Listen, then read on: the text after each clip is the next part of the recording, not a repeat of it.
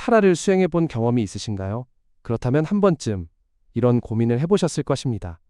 분석에 투입한 시간 대비 실제로 제품 보안 수준이 얼마나 올라갔는가? ISO SA 21434가 제시하는 타라 방법론은 체계적이고 포괄적이지만 현장에서 이를 그대로 적용하면 분석 자체에 과도한 시간을 소비하거나 반대로 핵심을 놓친 채 형식만 채우는 결과로 이어지는 경우가 적지 않습니다.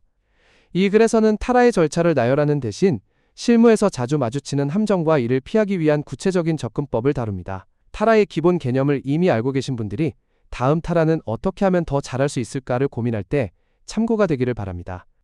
타라의 첫 번째이자 가장 중요한 전제는 분석 대상 시스템에 대한 충분한 이해입니다. 당연한 이야기처럼 들리지만 실제로는 시스템 아키텍처 문서를 대충 훑어본 뒤 곧바로 자산 식별에 들어가는 경우가 많습니다. 이렇게 시작된 타라는 높은 확률로 두 가지 문제를 만듭니다. 첫째, 공격 표면을 놓칩니다. 데이터가 어디서 생성되어 어디로 흐르는지, 어떤 인터페이스를 통해 외부와 접촉하는지를 파악하지 못하면 위협 열거 단계에서 중요한 공격 경로가 빠집니다. 둘째 과정이 암묵적으로 남습니다. 이 이슈는 신뢰할 수 있는 소프트웨어만 실행한다와 같은 과정은 명시적으로 문서화되지 않으면 나중에 해당 과정이 깨졌을 때 타라 전체를 재검토해야 하는 상황에 놓이게 됩니다. 실무 권장 사항입니다. 타라를 시작하기 전에 반드시 컨텍스트 다이어그램을 준비하십시오. 분석 대상 시스템이 차량 환경 내에서 어떤 위치에 있는지, 어떤 외부 엔티티와 어떤 방식으로 통신하는지를 시각화해야 합니다. 그리고 가정 목록을 별도로 작성하십시오. 카메라 센서와 SOC 사이는 전용 링크이므로 네트워크 기반 위협은 제외한다처럼 분석 범위에 영향을 미치는 모든 전제를 명시하는 것이 중요합니다. 이 가정들은 나중에 시스템 변경이 발생했을 때 타라를 업데이트해야 하는지 판단하는 기준이 됩니다. 타라 범위를 어떻게 잡느냐에 따라 분석의 질과 소요 시간이 결정됩니다. 범위가 너무 넓으면 자산과 위협의 수가 기하급수적으로 늘어나 프로젝트 일정 내에 완료가 불가능해지고 너무 좁으면 시스템 간 상호작용에서 발생하는 위협을 놓치게 됩니다. ISO 21434는 아이템 또는 컴포넌트 단위로 타라를 수행하도록 안내합니다. 그러나 현실에서는 아이템의 경계를 어디까지로 볼 것인가에 대해 팀 내에서 합의가 이루어지지 않는 경우가 빈번합니다. 효과적인 접근법은 기능 단위로 범위를 설정하는 것입니다. 예를 들어 ADAS 이슈 전체를 한 번에 분석하는 대신 비디오 녹화 기능과 AEB 기능, 그리고 OTA 업데이트 기능처럼 기능별로 타라를 분리하면 각 분석의 복잡도를 관리 가능한 수준으로 유지할 수 있습니다. 물론 기능 간 공유 자산, 예를 들어 공통 암호화키나 공유 메모리 영역은 별도로 추적해야 합니다. 한 가지 주의할 점은 범위를 좁게 설정했을 때 인접 시스템의 위협을 남의 일로 치부하지 않는 것입니다. DVR 기능의 타라에서 AEB 기능 자체의 위협은 제외하더라도 AEB 이벤트 트리거 신호가 DVR로 전달되는 과정의 위협은 DVR 타라의 범위에 포함되어야 합니다. 자산 식별은 타라의 기초 공사입니다. 여기서 빠진 자산은 이후 모든 단계에서 보이지 않는 사각지대가 됩니다. 그런데 프로젝트마다 매번 백지 상태에서 자산을 도출하는 것은 비효율적일 뿐만 아니라 팀마다 자산 정의의 추상화 수준이 달라지는 문제를 야기합니다. 이를 해결하는 방법이 자산 카탈로그입니다. 보안 아키텍트가 시스템을 자산 카테고리로 분류한 참조 목록을 만들어두면 각 타라 수행팀은 이 카탈로그를 체크리스트처럼 활용하여 누락 없이 자산을 식별할 수 있습니다.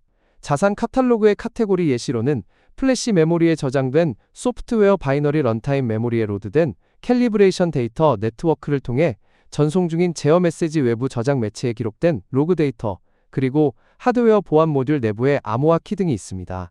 자산을 식별할 때 반드시 자산의 상태를 함께 기록하십시오. 동일한 데이터라도 전송 중인지, 저장 중인지, 사용 중인지에 따라 노출되는 위협이 다릅니다. 카메라 영상 데이터라고만 적는 것과 LPDDR5 메모리에 버퍼링 중인 카메라 영상 데이터라고 적는 것은 이후 위협 분석의 구체성에서 큰 차이를 만듭니다.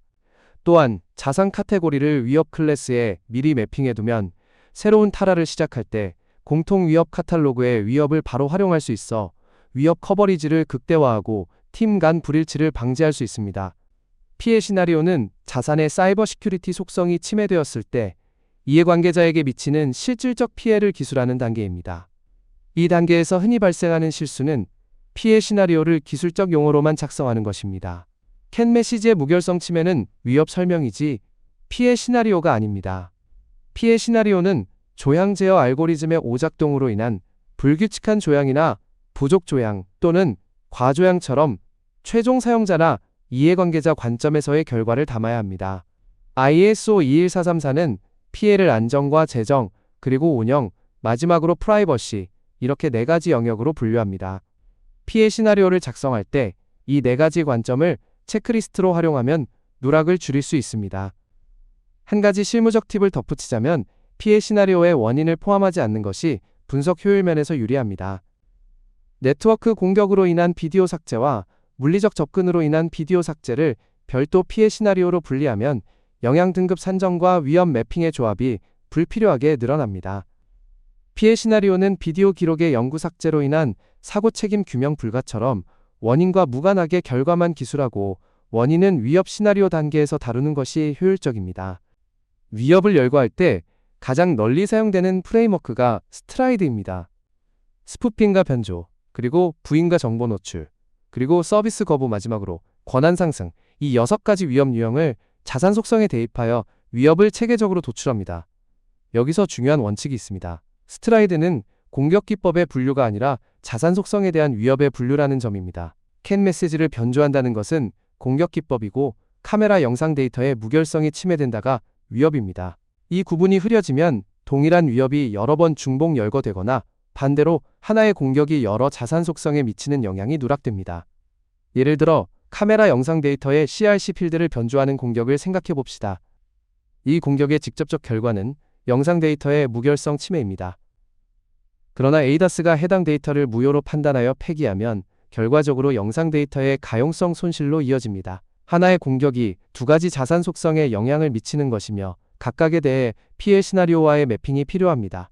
위협 카탈로그를 구축하는 것도 강력히 권장합니다. 자산 카테고리별로 반복적으로 나타나는 위협 패턴을 카탈로그화하면 새로운 타라에서 위험 열거의 출발점으로 활용할 수 있습니다. N이사의 차량 보안 보고서와 CWE 그리고 캐펫 같은 외부 데이터베이스도 위협 카탈로그의 좋은 입력 소스가 됩니다. 위협 시나리오가 정의되었다면 이제 그 위협이 실제로 어떤 경로를 통해 실현될 수 있는지 분석해야 합니다. 이 단계야말로 시스템 아키텍처에 대한 깊은 이해가 빛을 발하는 지점입니다. 공격 경로 분석에서 어택트리는 매우 유용한 도구입니다. 최종 목표, 즉 위협 시나리오의 실현을 루트 노드에 놓고 이를 달성하기 위한 하위 단계들을 트리 형태로 전개합니다. 각 단계가 어떤 피해 시나리오에 기여하는지를 시각적으로 표현할 수 있어 복잡한 다단계 공격의 구조를 명확히 파악할 수 있습니다.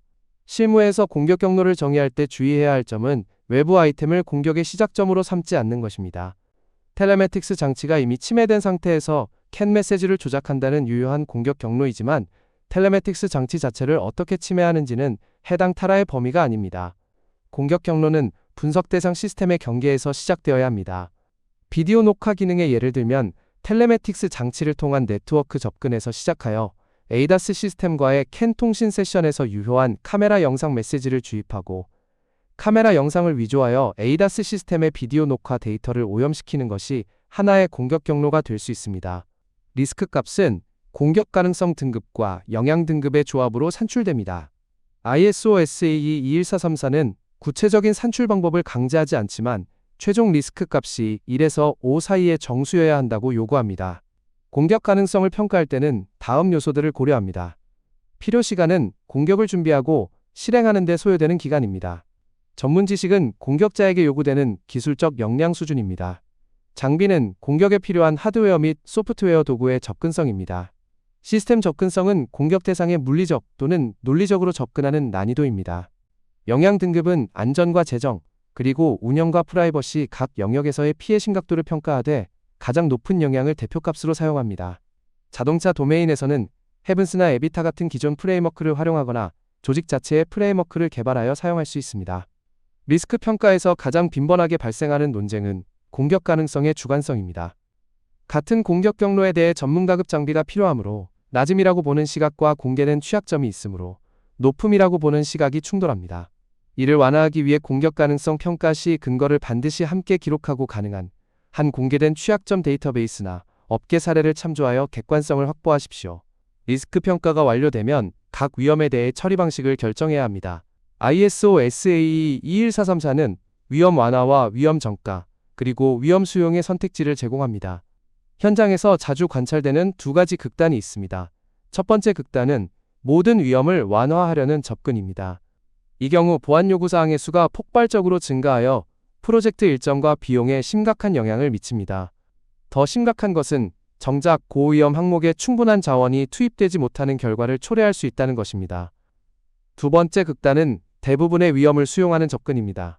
현실적으로 발생 가능성이 낮다는 논리로 위험을 수용하다 보면 결국 아무 조치도 취하지 않는 상황에 빠집니다. 이는 이해관계자 모두가 보안 위험에 노출되어 있다는 사실 자체를 모호하게 만들고 사후 사고 발생 시 적절한 주의 의무를 다했는지 의문을 제기하게 합니다. 올바른 접근은 리스크 값에 기반한 체계적 의사결정입니다. 즉 현재 타라나 하라 모두 리스크 기반 접근법입니다. 타라의 경우 O는 크리티컬, 4는 하이, 3은 미디엄, 이는 로우, 1은 베리 로우로 분류합니다. 이런 리스크 값에 따라서 조직 내에서 리스크 처리 정책을 사전에 정의하고, 예를 들어 리스크 값 4 이상은 반드시 완화, 2 이하는 근거와 함께 수용 가능 3은 사례별 판단과 같은 기준을 수립하면 개별 타라에서의 의사결정이 일관되고 효율적으로 이루어집니다. 위험을 수용할 때는 반드시 사이버 시큐리티 클레임을 작성하여 수용의 근거와 조건을 명확히 문서화해야 합니다. SOC 내부에 악성 애플리케이션을 설치하는 것이 기술적으로 어렵고 그에 따른 리스크 값이 낮으므로 해당 위험을 수용한다는 식으로 어떤 조건 하에서 해당 결정이 유효한지를 분명히 남겨야 합니다.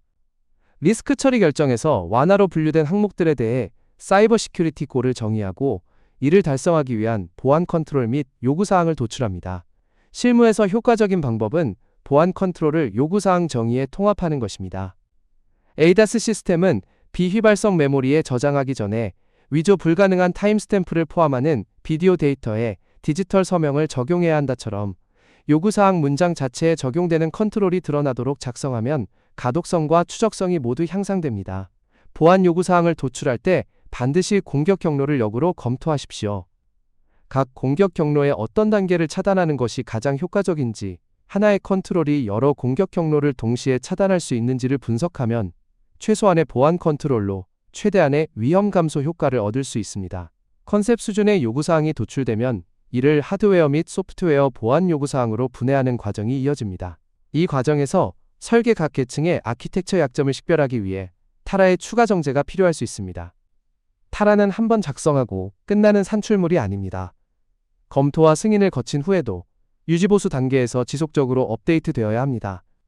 검토 단계에서는 다음 항목들을 체크리스트로 활용할 수 있습니다. 자산 범위가 적절한지, 위협이 충분히 열거되었는지, 공격 설명이 의미 있는지, 피해 시나리오와 위협 시나리오의 매핑이 적절한지, 잔존 위험 점수가 정확한지, 리스크 처리 결정의 근거가 타당한지, 선택된 보안 컨트롤이 적절한지를 평가합니다. 유지보수 관점에서 특히 중요한 원칙은 타라 외부에서 비공식적인 보안 분석을 수행하지 않는 것입니다. 개발 과정에서 이건 간단한 문제니까 타라에 안 넣어도 되겠지라는 판단이 반복되면 위험이 중앙에서 관리되지 않고 분산되어 전체적인 보안 상황을 파악하기 어려워집니다. 모든 보안 관련 결정은 타라에 공식적으로 기록하여 체계적인 위험 주도 접근 방식이 일관되게 적용되도록 해야 합니다. 또한 앞서 기술한 가정 목록이 여기서 다시 중요해집니다. 시스템에 새로운 기능이 추가되거나 아키텍처가 변경될 때 기존 가정이 여전히 유효한지를 검토하는 것만으로도 타라 업데이트의 필요성을 빠르게 판단할 수 있습니다. 타라의 궁극적 목표는 형식적 절차의 완수가 아니라 합리적인 시간 안에 제품의 보안 수준을 실질적으로 높이는 것입니다. 이를 위해 핵심 원칙을 정리하면 다음과 같습니다. 시스템을 먼저 이해하고 가정을 명시적으로 문서화하십시오. 자산 카탈로그와 위협 카탈로그를 조직 차원에서 구축하여 반복적인 분석 비용을 줄이십시오. 피해 시나리오는 이해관계자 관점에서 위협은 자산 속성 중심으로 작성하십시오. 리스크 처리 정책을 사전에 정의하여 의사결정의 일관성을 확보하십시오. 보안 요구사항 도출 시 공격 경로를 역으로 검토하여 효율적인 컨트롤을 선택하십시오. 모든 보안 결정을 타라에 공식 기록하고 시스템 변경 시 반드시 재검토하십시오.